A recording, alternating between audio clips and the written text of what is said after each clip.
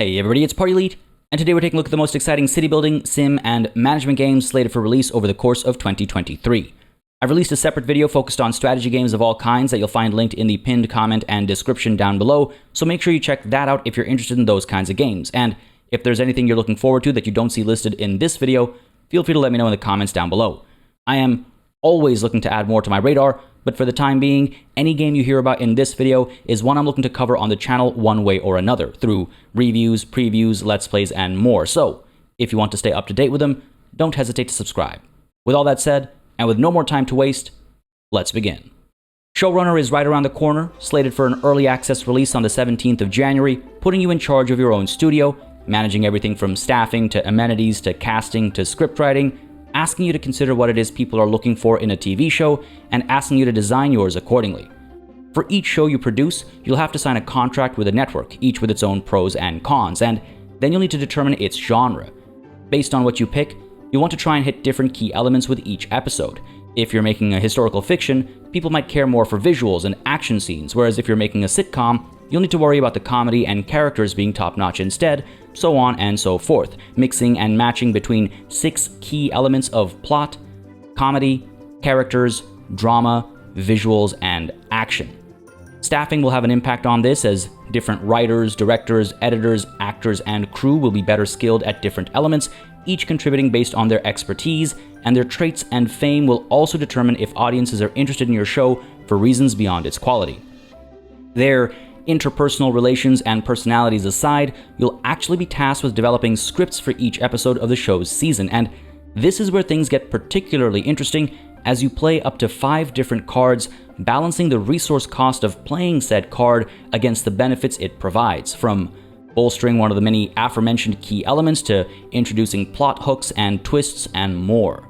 These cards all have cooldown timers, so you can't just keep using the same ones in back-to-back episodes, and you'll want to spend time researching new cards to unlock more powerful options and create better episodes as a result. This puzzle element is a very fun way to introduce an economic aspect beyond the literal economy you need to use to invest in upgrading your staff and actors, unlocking new options, and building up your studio. And naturally, the better your show does, the more pull you'll have to make bigger and better things. Showrunner taps into a concept we haven't seen in a very long time, and it'll feel familiar to fans of game dev Tycoon and the like, so if that's your jam, this one's well worth keeping an eye on.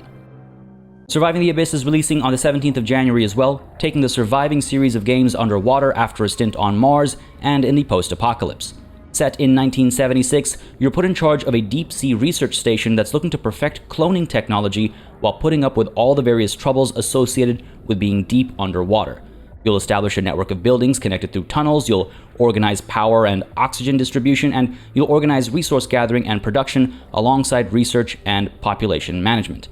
All of the moving parts will be familiar to fans of the genre as you try to maintain enough food, oxygen, power, and construction material, while also trying to balance the distribution of workers between your different structures. There are some fresh ideas here too, though. You'll want to compartmentalize the production and consumption of oxygen, for example, as industrial buildings reduce air quality, but only in the loops they're connected to.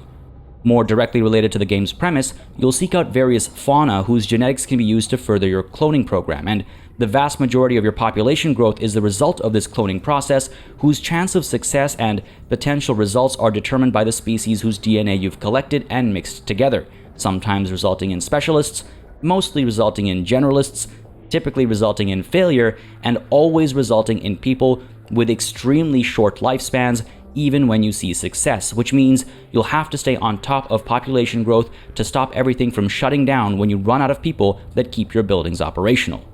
Separately, finding and acquiring resources often requires scouting using a sonar tower, followed by the construction of giant lights so that your workers can actually see and operate where you need them to.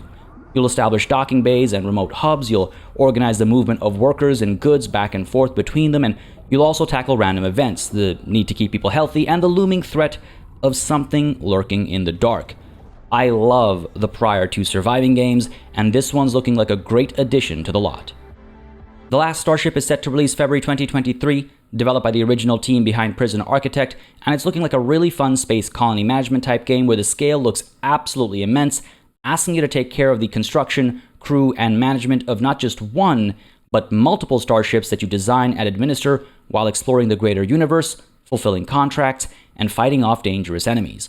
You'll lay down pipes and electrical systems, you'll manage the flow of oxygen, and you'll build your hull and interior in a way that best suits the kinds of missions you're pursuing. A passenger rescue mission has very different parameters from a cargo delivery mission, and they're all designed to adapt with progression to keep the player challenged regardless of which route they take as they move forward.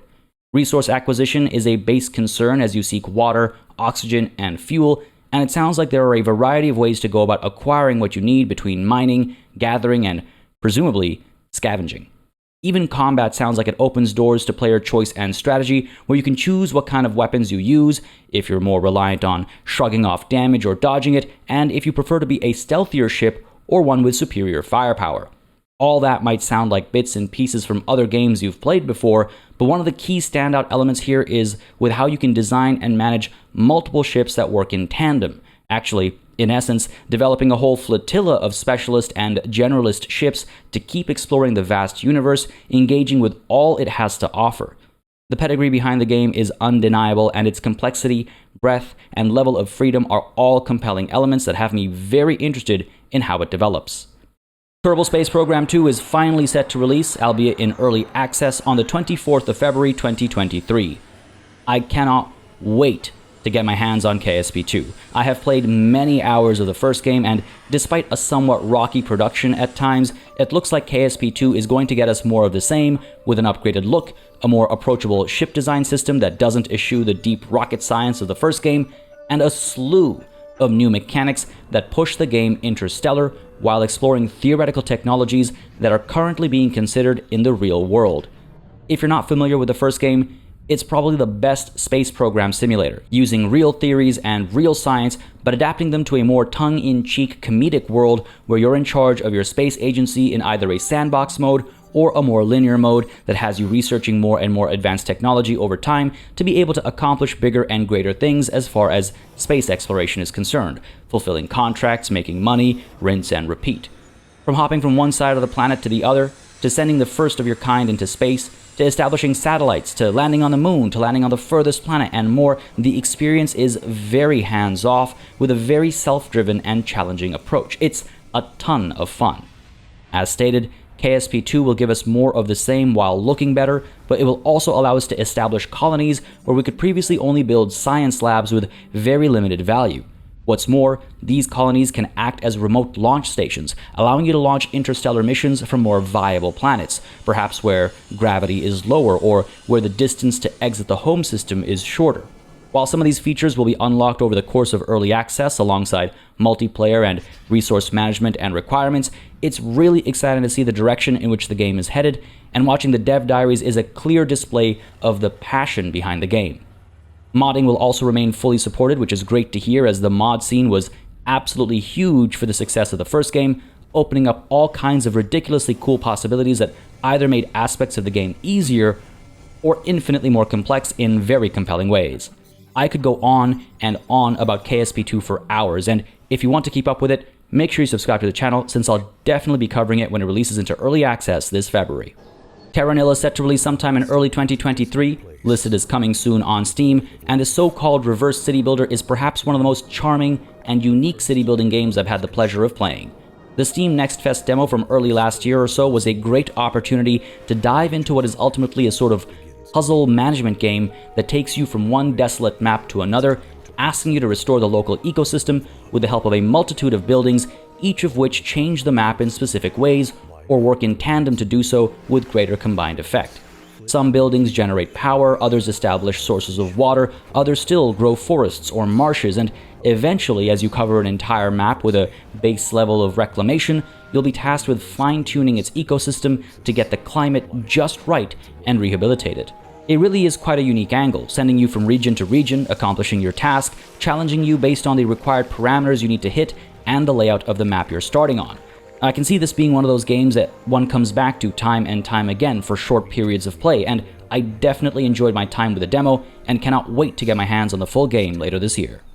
Moviehouse, the film studio Tycoon, is set to release sometime in 2023, and if you're a fan of the old Lionhead Studios, the movies, this might be right up your alley. Moviehouse puts you in charge of a movie studio, and starting with short films in the 80s, you'll look to develop your business over the years to produce bigger and better films, hiring and managing crew, and chasing after the next big blockbuster. The game has you picking genres, developing storylines, and assembling your team of creatives, crew, and cast based on their stats and overall capabilities, helping them upgrade their skills with experience gained over time, focusing them on different specializations, or allowing them to blossom as generalists instead. You can opt to rush the various phases of production, though you'll be balancing against quality, ultimately trying to figure out if you care more about churning movies out to make a quick buck each, or if you want to allow your studio to take its time, releasing higher quality movies that take longer and hence cost more to make, but ultimately improve your studio's reputation.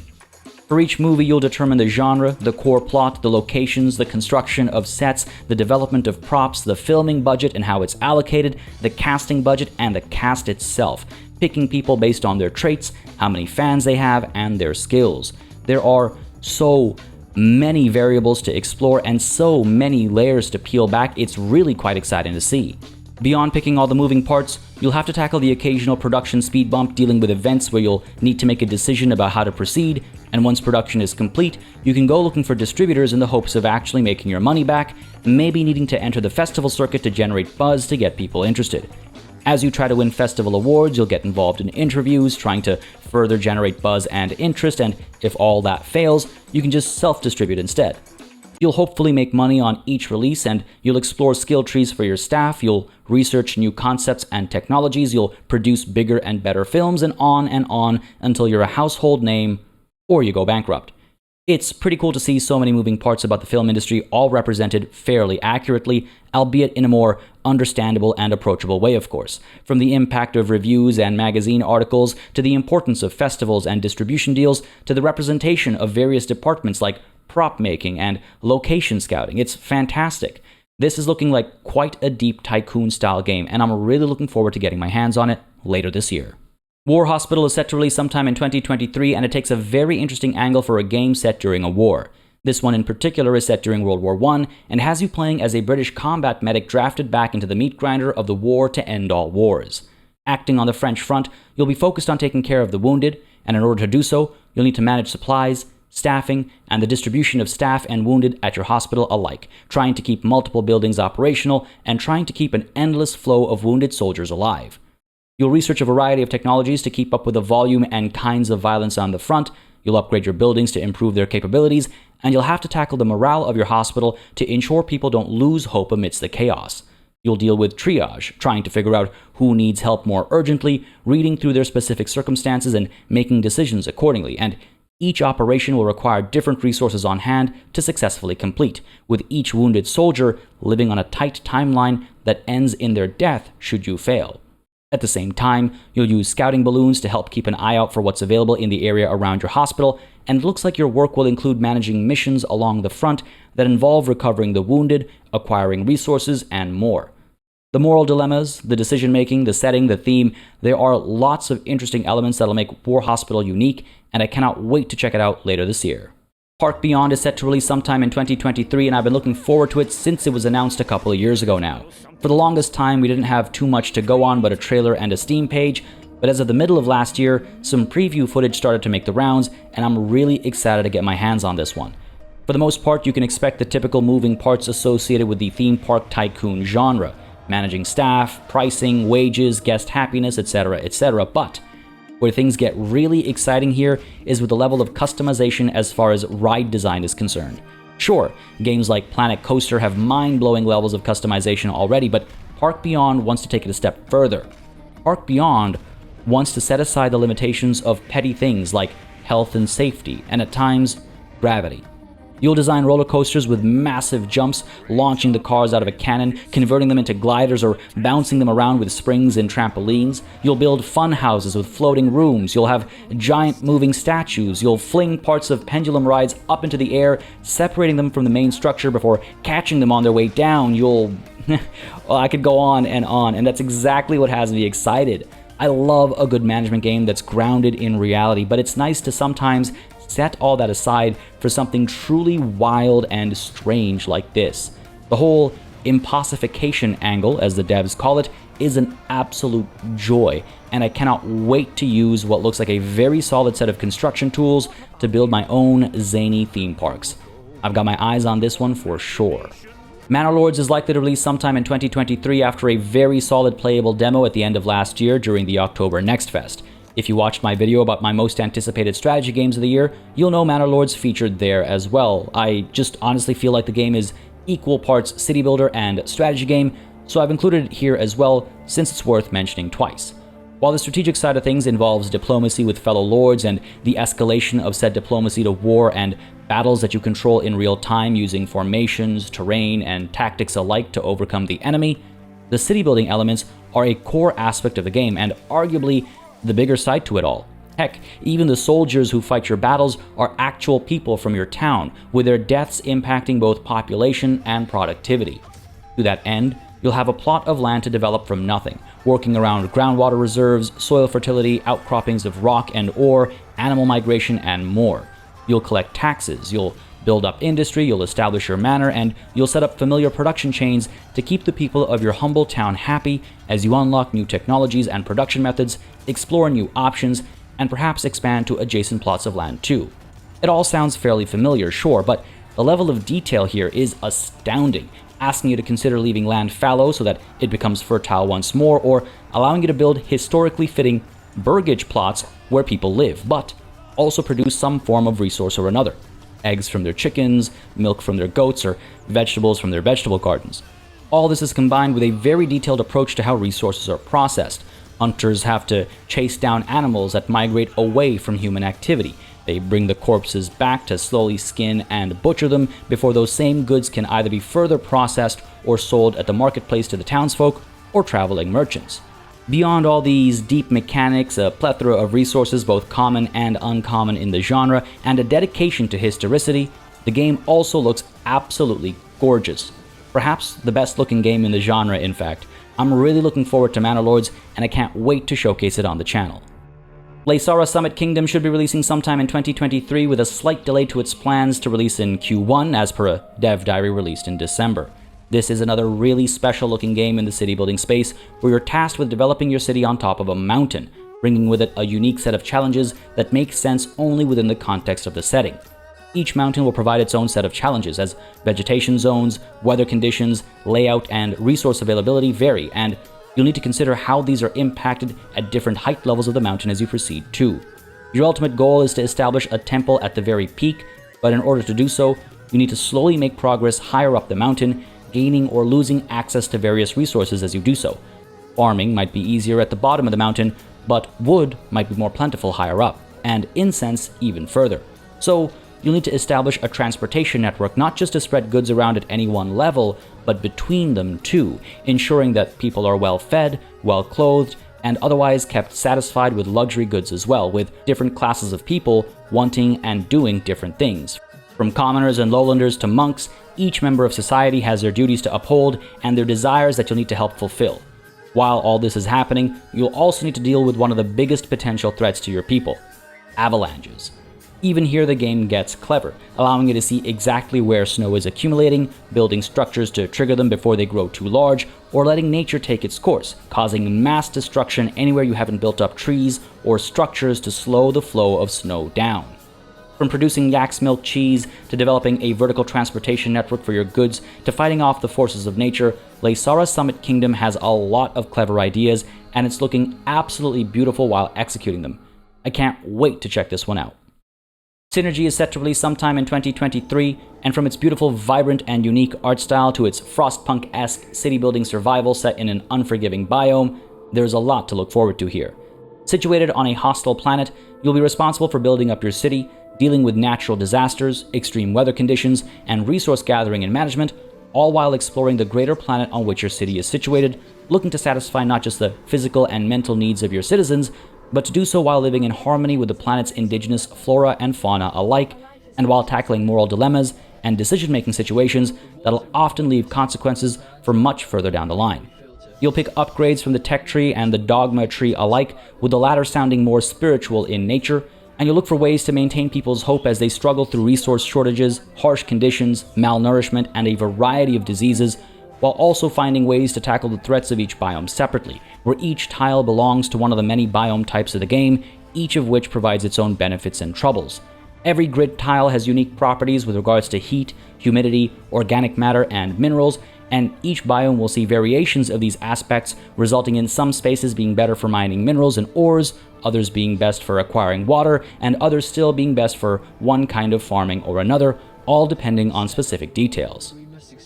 A mossy biome, for example, enables different types of crop growth compared to lakeside. It's really interesting to see just how deep the devs are going into the topic, and I'm curious to see what else they do to help Synergy stand out from the crowd. For the time being, there are enough moving parts alongside the gorgeous aesthetic to keep me intrigued about the game, and the option to play through narrative scenarios or in a sandbox is nice to see as well. A solid storyline can bring a city builder to life, and the option to play in a sandbox is always appreciated.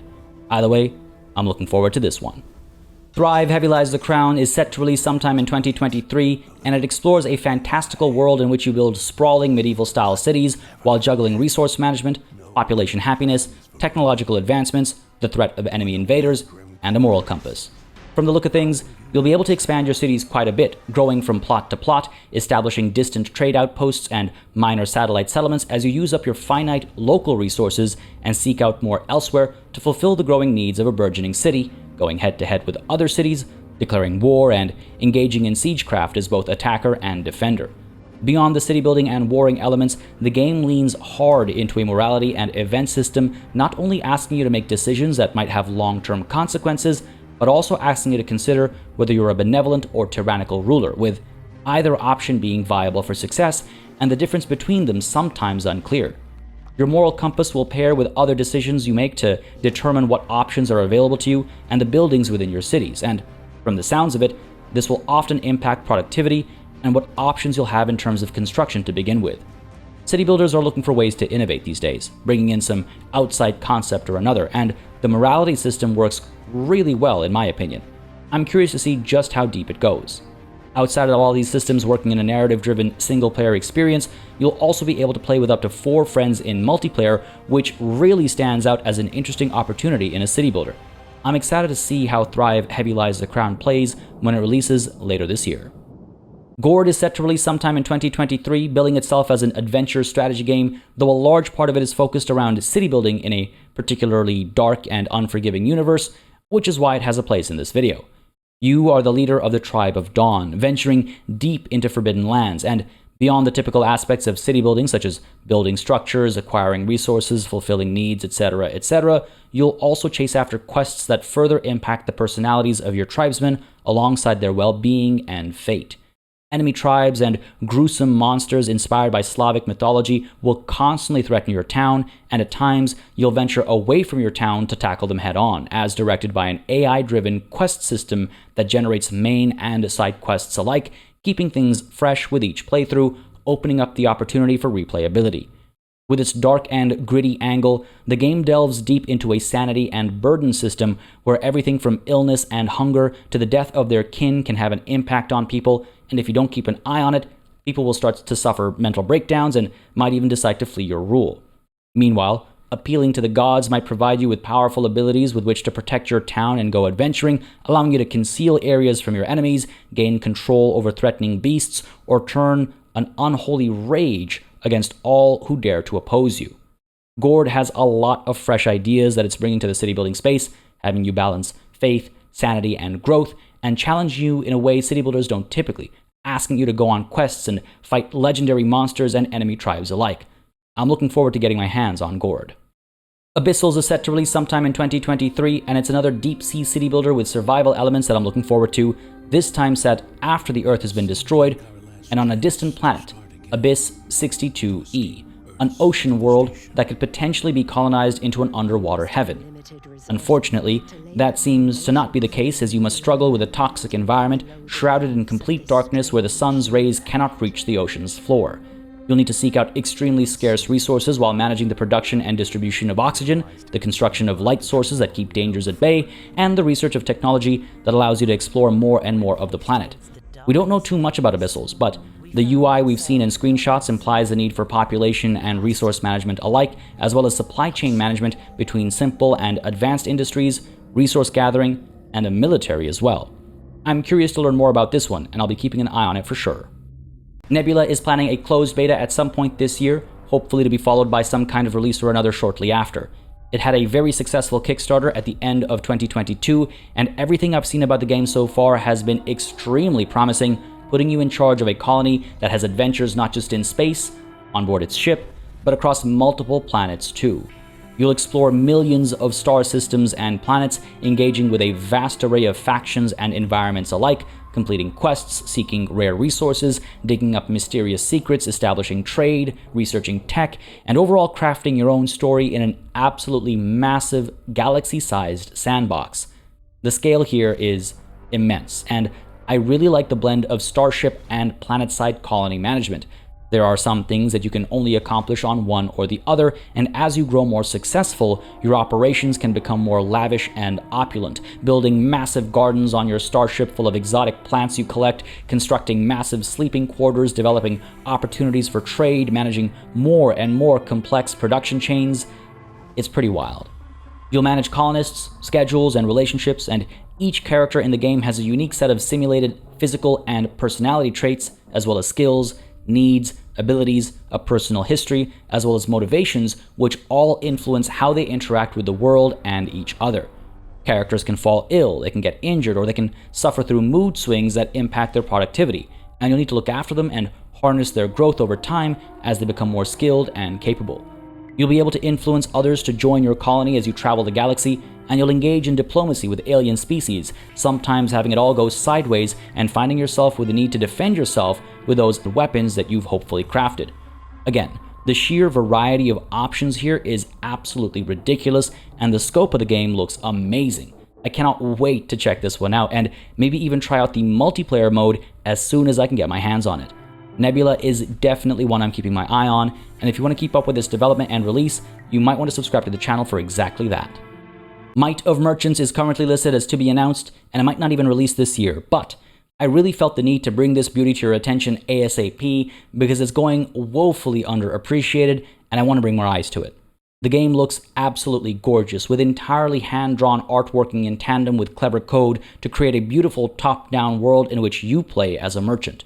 Blending economic and trade simulations with role-playing elements, the game will have you developing your skills in a fantastical medieval world where you'll trade in all manner of goods and manage manufactories to process raw materials into processed goods to generate even more trade revenue as you move those goods around. Supply and demand are, of course, key considerations for the profitability of your businesses, and it sounds like events happening around the world will be there for you to exploit and profit off of if you're nimble enough and greedy enough.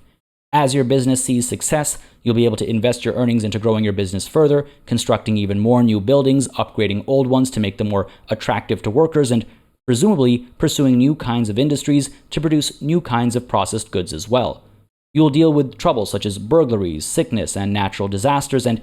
if you're able to hold your own against all that and grow wealthy enough, you can even expand your influence into the world of politics, pushing your weight around to rise in that world and have a say in laws that pass and decisions that may help or hinder your business. You'll go toe-to-toe with your adversaries, and you'll look to protect your interests as well as those of your family and greater dynasty.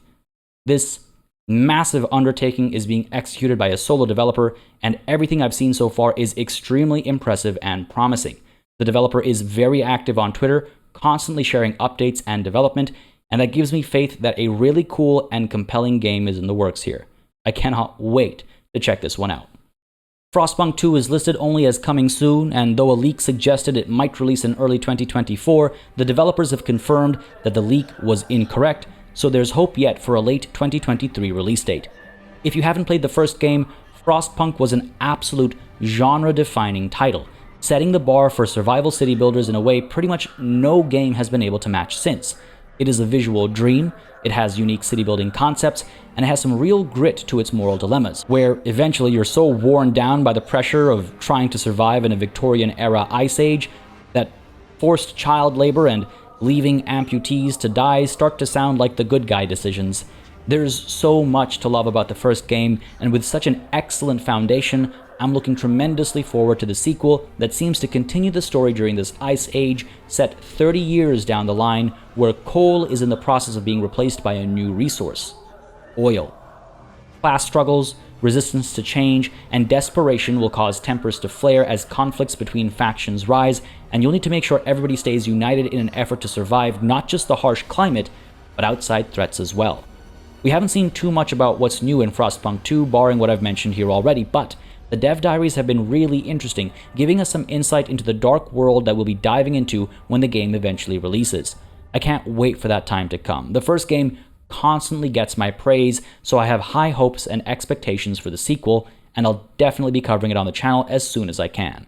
Here's hoping for a release in 2023.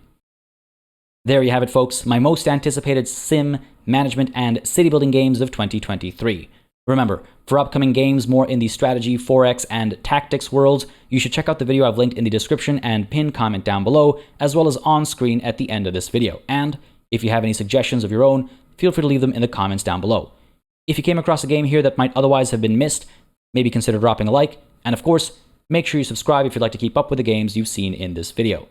As always, a massive thanks goes out to all of the channel members and patrons who've been supporting the channel on a monthly basis. Y'all keep us alive and running smoothly. And of course, a big old thanks goes out to each and every one of you for watching.